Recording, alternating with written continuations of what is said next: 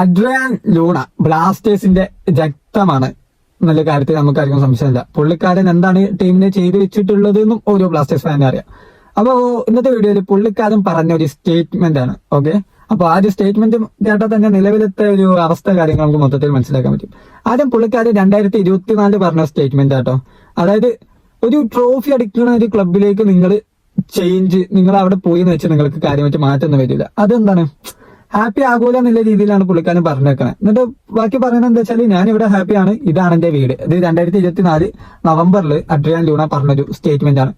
അതിനുശേഷം 2025 മാർച്ചിൽ Adrian Luna പറഞ്ഞൊരു സ്റ്റേറ്റ്മെന്റ് ആണ്. അതായത് ഇങ്ങനെ ഒരു മാർച്ച് സമയത്ത് സീസൺ കഴിയല്ലോ.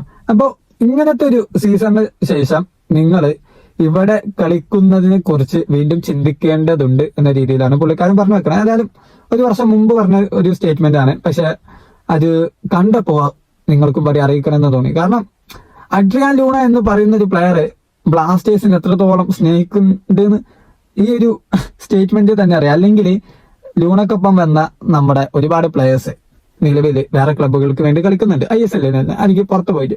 എന്തുകൊണ്ട് ലൂണ പോയില്ല? Because he loves the club more than others. ബാക്കിയുള്ളവരെക്കാൾ ആബ്സല്യൂട്ട് ആയിട്ട് ചങ്ങായി നമ്മുടെ ക്ലബിനെ പ്രണയിക്കുന്നുണ്ട്. അത് പുള്ളിക്കാരന് നമ്മളും ഒരു പ്രത്യേക കണക്ഷനാണ്. അപ്പോ അത്തരത്തിലുള്ള ഒരു പ്ലെയറിനെ പോലും ഇത്തരത്തിൽ ചടപ്പിക്കുന്ന രീതിയിൽ ഒരു ക്ലബ്ബ് മാറിയിട്ടുണ്ടെങ്കിൽ ആ ക്ലബിന്റെ പേരാണ് ബ്ലാസ്റ്റേഴ്സ്. ഓക്കെ, ഒരു വിഷൻ ഇല്ലാത്ത, ഒരു കൃത്യമായിട്ട് മിഷൻ ഇല്ലാത്ത ഒരു ക്ലബ്ബ്, അങ്ങനത്തെ ക്ലബ്ബ് ആയതുകൊണ്ട് മാത്രമാണ് പുള്ളിക്കാരൻ ഇത്തരത്തിലുള്ള സ്റ്റേറ്റ്മെന്റ് പറഞ്ഞത്. അല്ലെങ്കിൽ ഒരു നമ്മൾ ടൈറ്റിൽ കോമ്പറ്റേറ്റ് ചെയ്യുന്ന ഒരു ടീമാണെന്നുണ്ടെങ്കിൽ ഒരിക്കലും പുള്ളിക്കാരൻ ഈ ഒരു സ്റ്റേറ്റ്മെന്റ് പറയില്ല.